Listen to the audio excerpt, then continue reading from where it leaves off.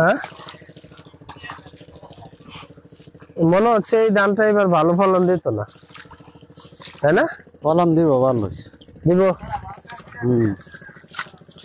এবার গতবারের তুলনা মনে হয় ভালো হইব, কিন্তু জ্বালাটা আর পরে হালানি দরকার আছে।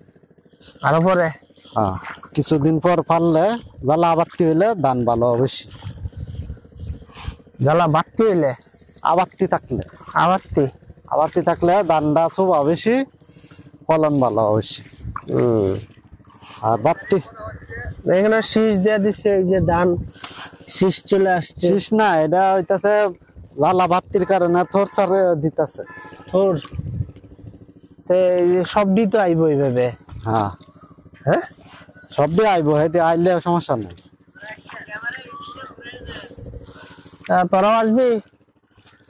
সামনে এই যে দুজন নব্য কৃষক বসে আছে ধান খেতে। হ্যাঁ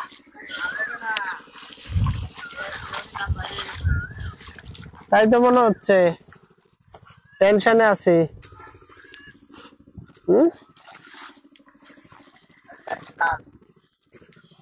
ধান যদি না হয়, আচ্ছা সমস্যা, আরেকটা ক্ষেত দেখি।